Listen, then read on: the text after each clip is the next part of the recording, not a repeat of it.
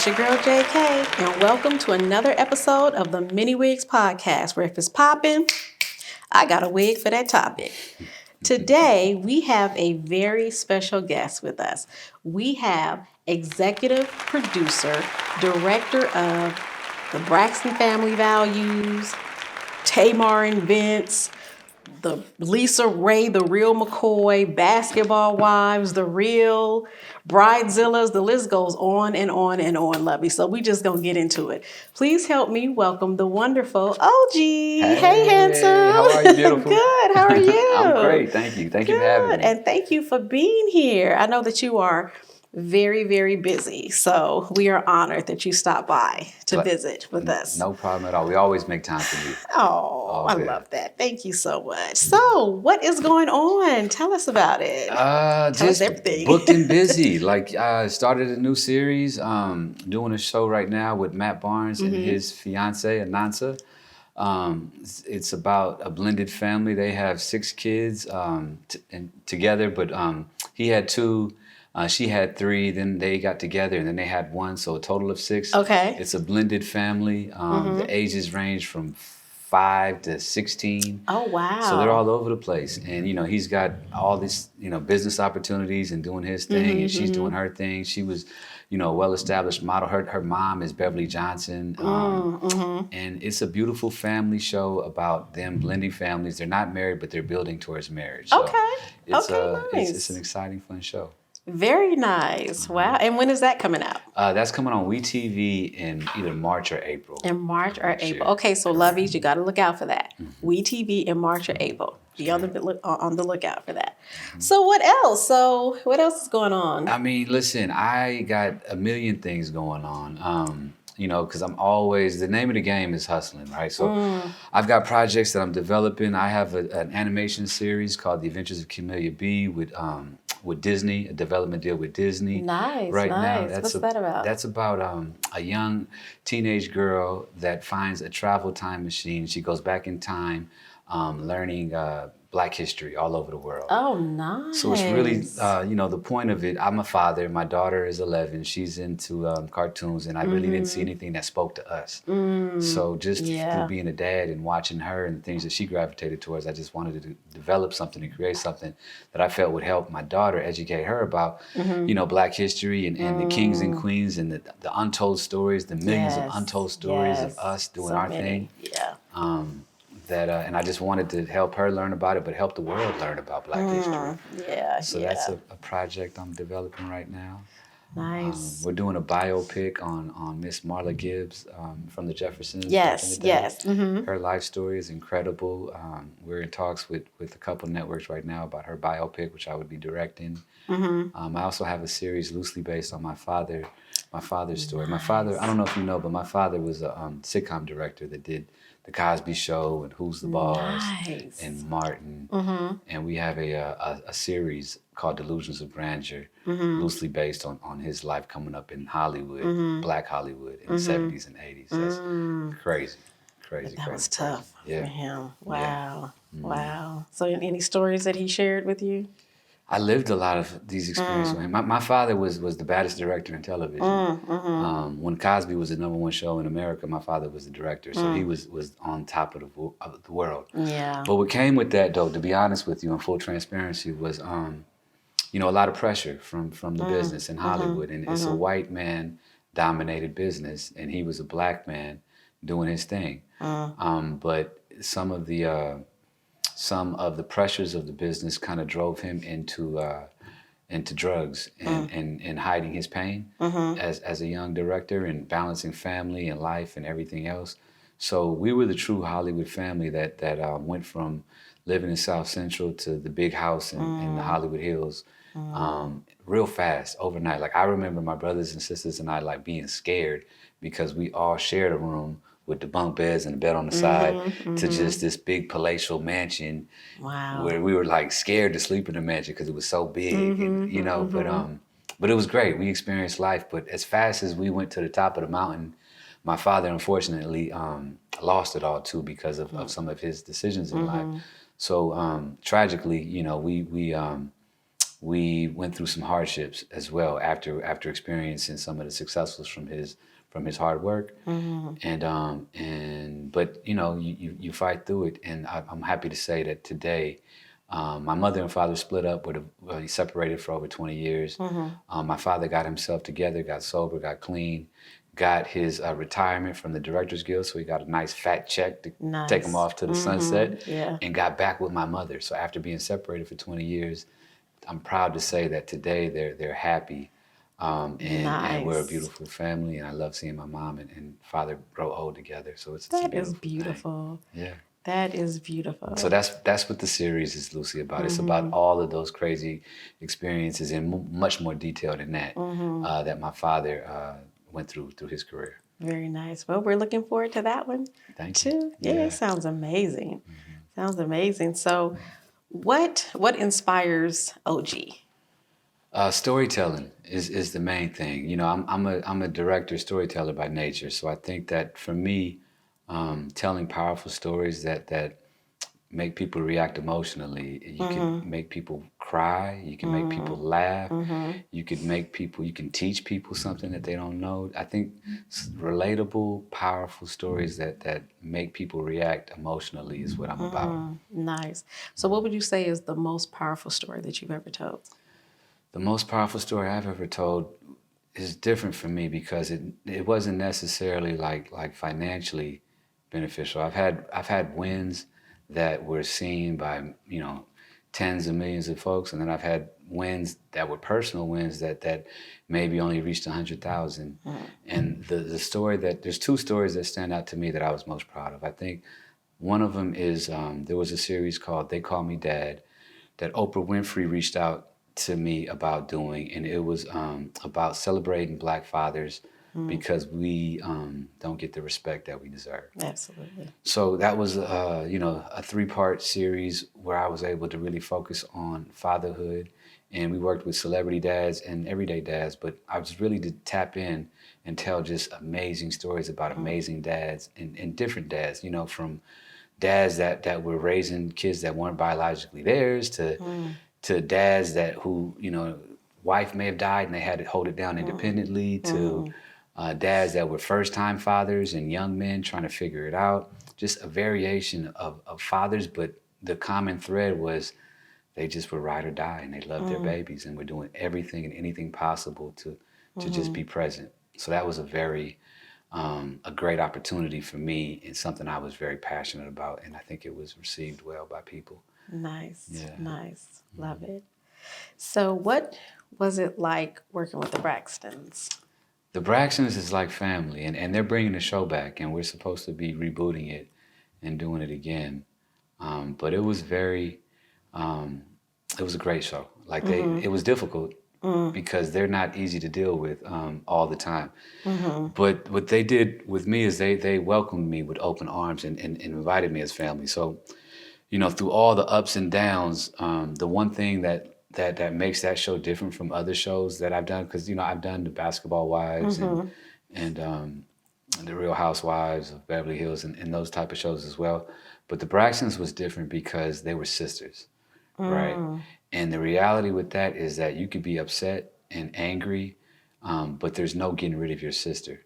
So at some point, I don't care what she did or what happened or what transpired, you're going to have to sit down and figure it out. Yeah, because that's your sister. That's your sister.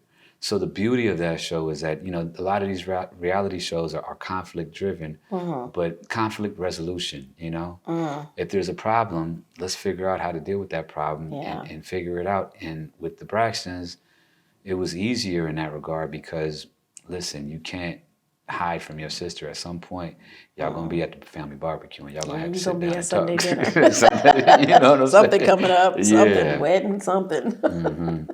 So I love them for just being open and real and trusting me to just be a part of their lives and share their lives on TV. Nice. Nice. So Basketball Wives, what was it like working on that show? Basketball wise was a fun opportunity because when I did it, it was I think it was season 1 and 2. So for one, we broke the series, so we didn't necessarily know what it was, and you don't know if it's going to resonate and people are going to receive it. And then it turned into a hit, and then I did another season, which was a lot of fun. But those women were all very talented, and had objectives of being perceived as the bosses that they were, especially Shani, who I respect a lot. She went into it like, she wasn't really about the messiness and the drama. She was very much about being perceived as a mother and a business entrepreneur with a smart mind, and that's who she is. Yeah. Some of the other girls around her could be a little messy, but that was their reality. The thing about the Basketball Wives, though, that was always a trip to me, though, is that they weren't really friends. That was the difference between, like, they became friends because now they're on season 10 and they've been working together and stuff. But in the early seasons, it was just more so about finding, the individuals that would pop on camera and putting them in the same city and then creating narratives to get them in the same room and get them together. And it worked. And I'm glad, because some of those girls since season 1 and 2 have taken off and become like real stars, and I'm proud of them. Yeah. So I did notice, like, it seemed like at one point on Basketball Wives, it seemed like it was kind of split. Like it was like Shani over here and like the more calmer, Basketball Wives over here, and then on the other side it was like Jackie and Malaysia. So when it became split like that, was it difficult, like filming anything?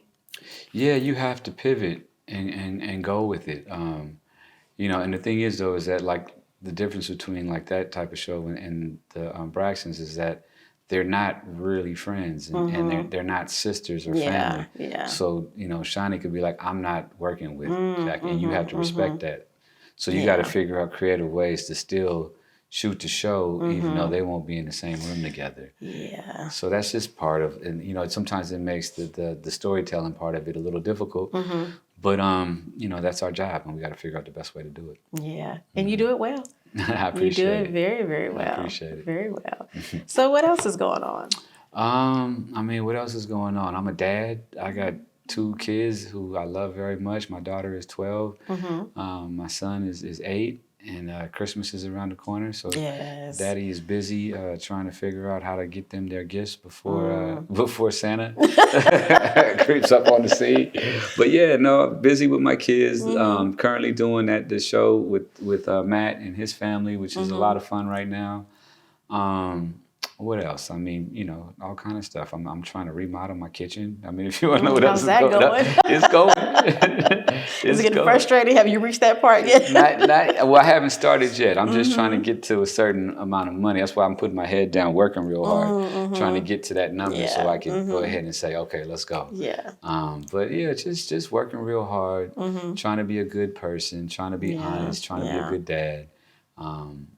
Yeah. So what's your vision for this new kitchen? My vision for the new kitchen, so there's a wall that I want to get rid of to make it more of an open floor plan. My house is built I live in West Adams, not too far from where we're at now. And I bought my house was built in 1932. It's like an old school historical type of house. And it's got a lot of character and it's beautiful, but the walls are kind of like, it's very one room, and I want to open it up. Yeah. So that's the vision, is more so to just kind of get rid of one of the walls and open it up. And it's kind of like a Spanish style, so I want to keep it Spanish and keep the authenticity of the house in place. Yeah. But still give it a modern look and feel at the same time. Yeah. Do you cook?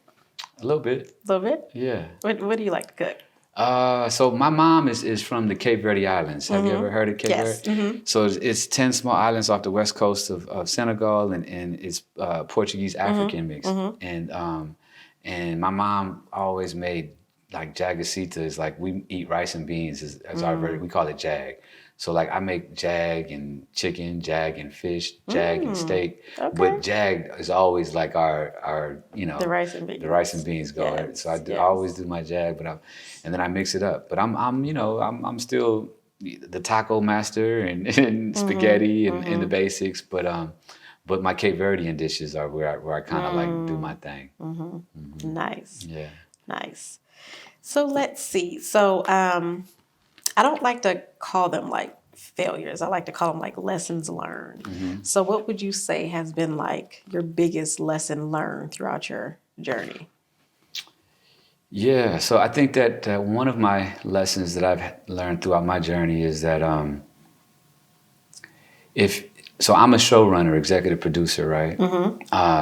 And what comes with that is it's your responsibility. So if the show is successful, it's on your shoulders, right? You were the showrunner that made that successful. But if it's a failure, it's your fault, right? So you know that when you sign up for the gig, right? Yeah.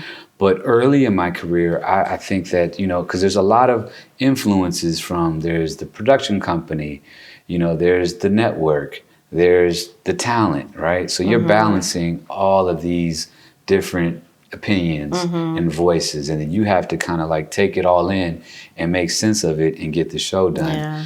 And I think when I was younger in my career, I may have been a little bit more easily influenced by some of these entities. And what I learned that was, for example, I would do a show and, the head of the production company would strongly suggest I do something this way. And then because I felt like I needed to listen to that individual, I did it that way, even though in my heart I didn't feel it was the right thing to do, but I did it and it didn't work. And then when it failed, that person didn't say, hey, I told Oji to do it that way.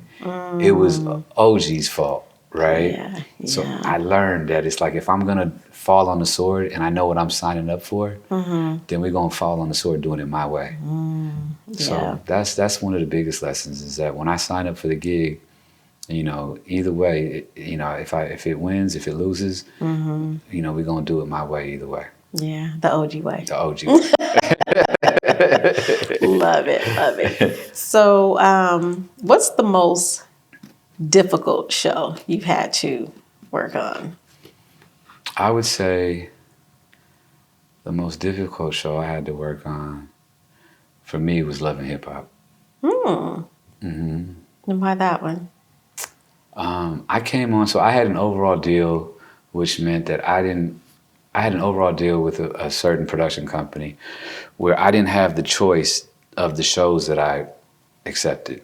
Like right now, I'm a freelancer, so I choose which shows I want to accept and do because it's a real commitment. But I had an overall deal with a certain company, and whatever shows were under their umbrella, they could be like, "Oh, you're gonna do this. Yeah, Oh, you're gonna do that," and I didn't have any say so. So I came into that show not really with my heart into it. And that show, I think it had like 22 cast members, and the cast members just kind of like were more powerful than the show. And it was a compromising position for me because I'm very much used to like running the show. But it was really challenging, and I think that passionately it was hard for me to get into some of the storytelling because it felt like it was not authentic and real.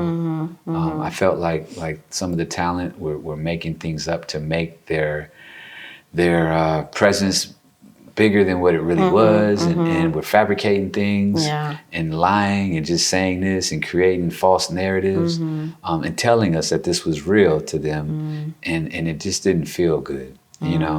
What I try to like. My mom, believe it or not, like loves reality TV, and I know that's a trick because not a lot of people, they wouldn't assume that she does, but she really does though. But good reality TV, and I try to like nowadays I try to take shows that I know that my mom would appreciate more so. So I made a conscious decision to really just kind of do shows that I felt like had some heart in it, and that my mom would appreciate too. Yeah, well, that's nice.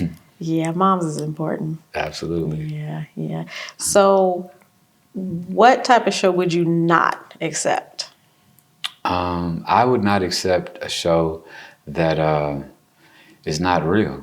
If the talent isn't real or who they say they really are, or if they're not willing to be vulnerable, because a reality show, believe it or not, like, you know, a lot of shows have given them a bad rap, but it really is based off of reality. It should be, right? So therefore, like, the talent has to own things and be honest and authentic and inspire and love and cry and all those things. Yeah. So if the talent is not really willing to go there and be honest, then I'm not really willing to do that show. Yeah. You know? So have you ever had to like stop a show because of that reason? So if I start something, I'm always gonna finish it. So I've never like quit or stopped, but there's been shows where I've, you know, been in the middle of shows and you're like, fuck, like, damn, this isn't, you know, this isn't what I signed up for.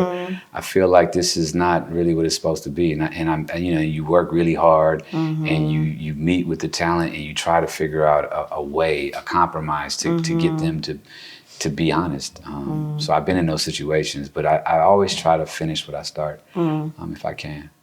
Love it. Love it. So, born and raised in LA. Nice. Born and raised in LA. Born and raised right here in Mid-City, Pico and La Brea, Roscoe's Chicken and Waffles. It's not there anymore, but that's where that's where I grew up. Mid-City kid. I love LA. I love my city. I love the beach. I love tacos. Okay. You know, I'm an LA kid. Okay, so if someone was coming to LA for the first time and they wanted to be like the most memorable experience, what would you recommend that they do? The most memorable experience? I'm sorry. The most memorable experience that they would have come to LA. I mean, I think to me, what I love about LA is actually the nature and the beauty of the city, right?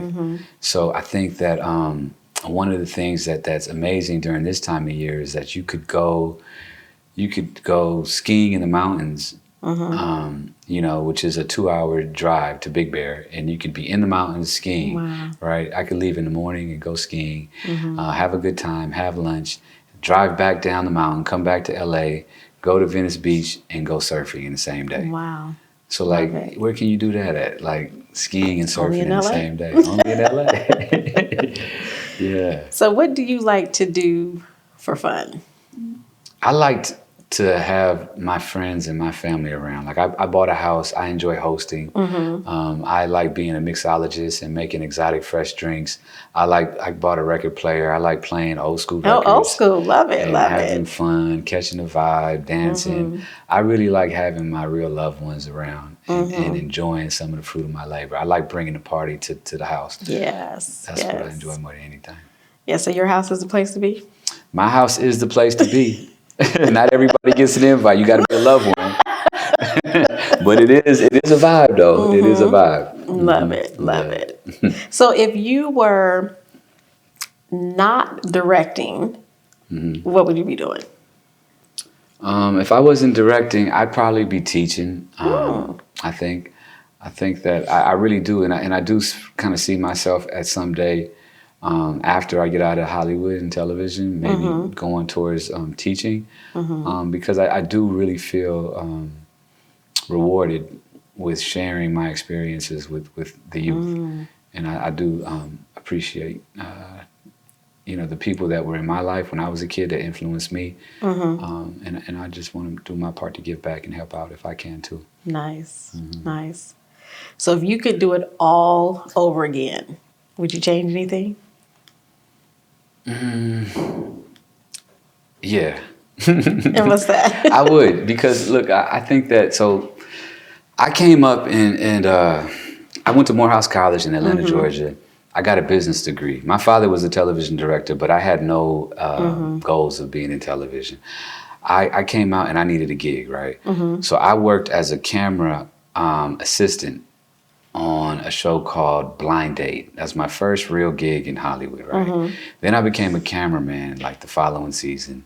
And then I was a cameraman and I was like shooting all of these different shows, real worlds, and traveling the world. And I was the dude with the camera on my shoulder shooting a bunch of shows, and it was amazing. And I was having fun. And I got an opportunity to direct College Hill for Tracy Edmonds because they needed a black director. And then I became a director, and then it just started happening, one gig after the other, after the other, after the other.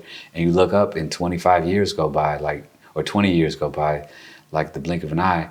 But I wish I would have, and it was dope. I was making money, I was traveling the world, life was good. But I wish I would have slowed down, took a beat, took a moment, because my real passion was always more narrative work. I wanted to direct shows like Breaking Bad, and more like just more drama films and stuff like that. Yeah.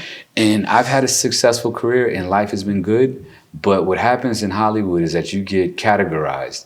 So if I'm in this genre as this reality TV guy, it's hard to break away and for somebody to give you another opportunity in that genre. Yeah. So I think that for me, although I've enjoyed my success and I'm still loving it, and I'm creating other avenues and hustling really hard and opening doors, I think that there was some moments where I could have pivoted.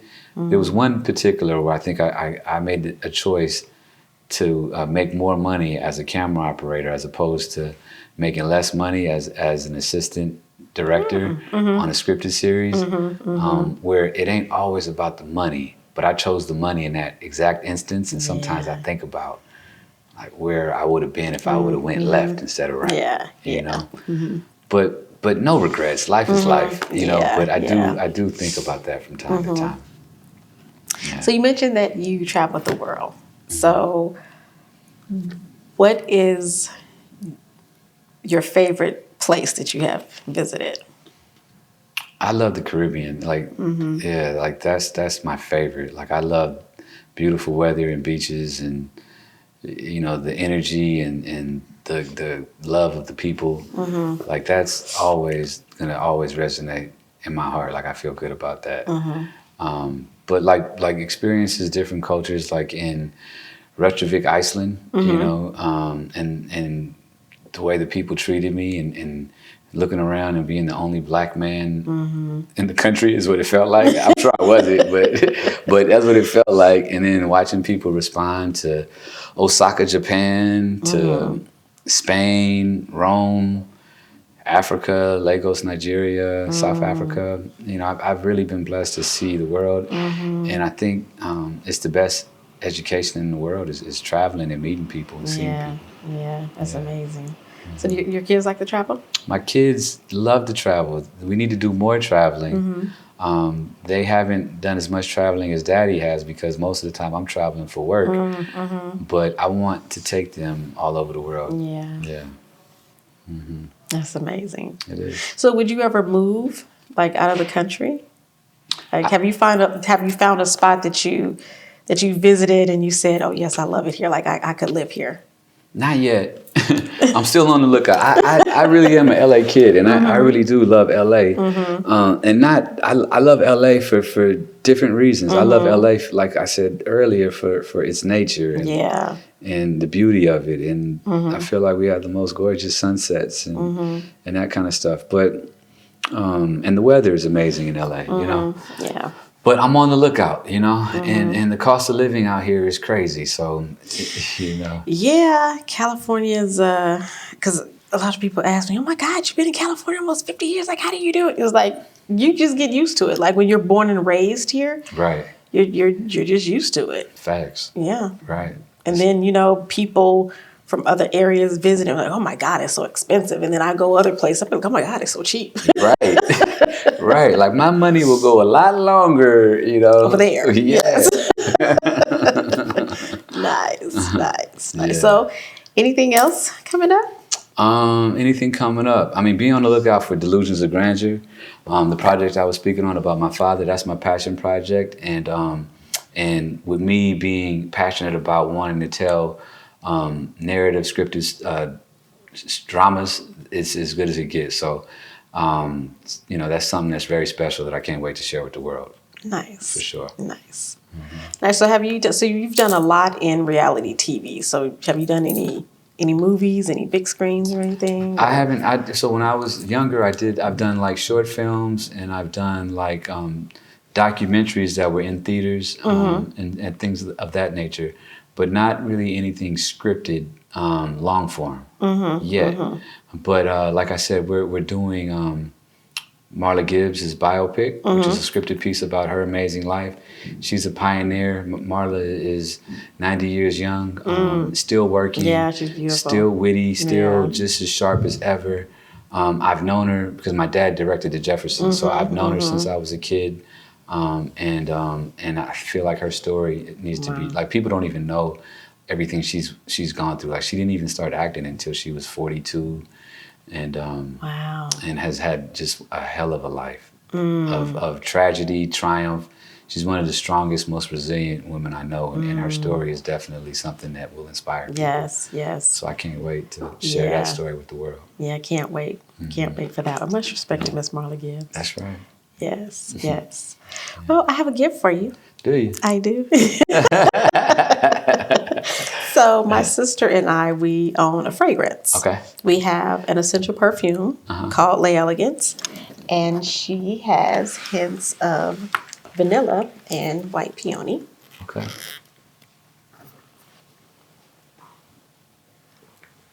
Wow. That's beautiful. Thank you. I love it. Thank you. And then we have our essential cologne called Otis. Okay. Yes. And Otis stands for On to Infinite Success. I love that. Because the sky's the limit for me and my sister. He has notes of amber, sandalwood, and musk. This is dangerous. This is dangerous. I'm single too, so if I put that on, Did y'all hear that, Lovey? If you like it, then you better put a ring on it. So this is yours. Oh, I really appreciate it. Yes. Thank you so much. So thank you for stopping by. Well, wait, before we go, honey, so you single? No dating? Are you dating anybody? Okay, how's that going? Going good. Good. So how long you been dating? I was in a long-term relationship for 6 years, and we recently broke up. So it's new to me, the dating thing. So I'm in no rush to get back into anything serious right away because we were together for so long, and I'm enjoying myself at the moment, just being single, having fun. I work a lot too, though, so it's tough. Yeah. You know, but yeah, I'm enjoying myself. Okay. Well, good. And your significant other is okay with you being away a lot? Oh, well, that might have had something to do with why we're not together anymore. Because it is tough when you're, you're on location working for 6 months, 8 months. We had a rule that, where I would travel home or she would travel to wherever I was, and we tried to figure it out. But that might have something to do with why we're not together. It's a tough life sometimes. Yeah. It is tough. I did hear it's tough dating like people in the industry. Can be. Yeah, it can be. Well, much success to you. And thank you for stopping by. Thank you so much for having me. Yes, and we are looking forward to everything that you have coming up. I appreciate it. Yes, and don't be a stranger. Come by and see us again. I'll be back. This was fun. I enjoyed this. Thank you. Yeah. All right, lovies. Well, that's it for this episode of the Many Wigs Podcast. And remember, if it's popping, I got to wait for that topic. Bye, lovies. Peace, y'all.